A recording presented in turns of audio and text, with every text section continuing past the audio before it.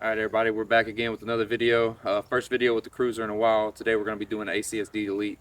So I'll cut into here and show y'all what we're doing.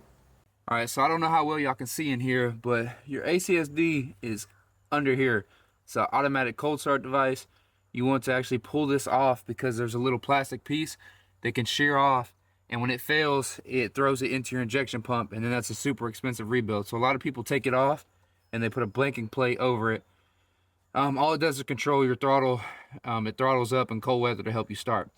So what we're going to do is we're going to end up taking this top bolt off and this bolt back here to move the idle up off, and then we're going to come down here to the actual ACSD device, take off 2 bolts.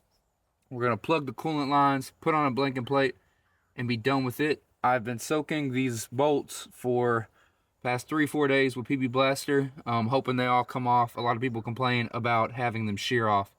So I'll show you what we're using, how we're going to get into it, and we'll take you along and hopefully get this knocked out today.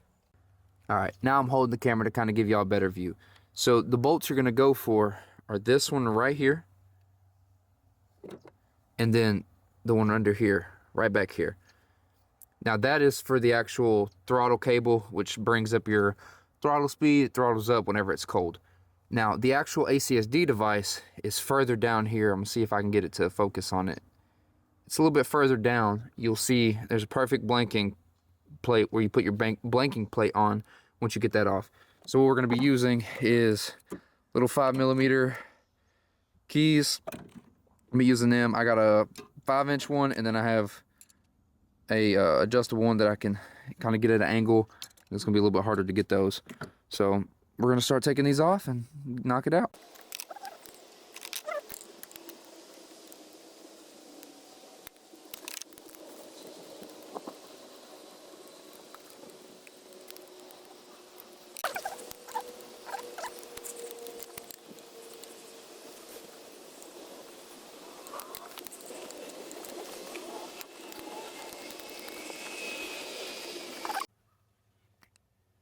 Alright, I failed to hit record this last time, but y'all couldn't really see what I'm working on anyways, so I'm just going to kind of give y'all an overview.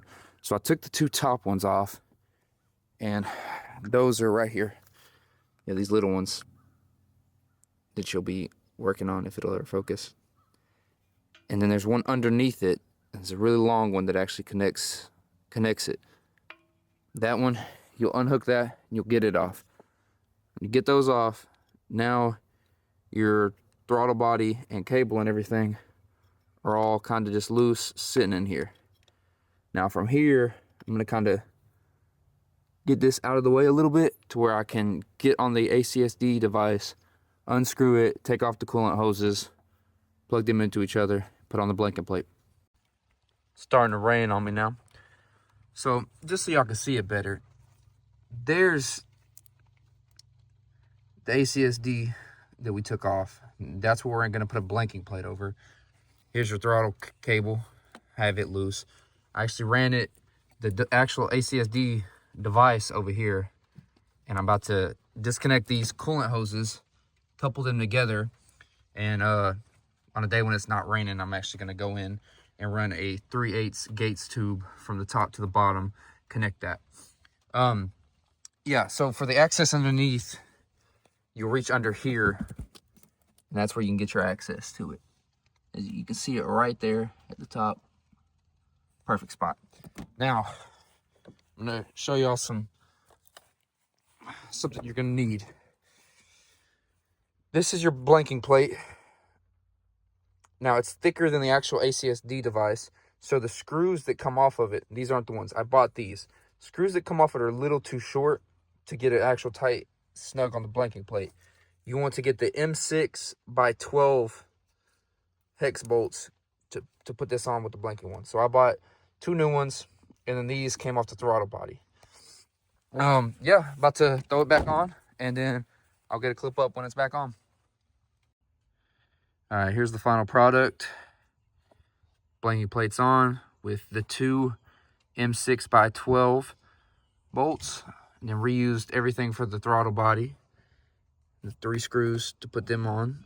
One right down there on the right of it, and then the 2 up top.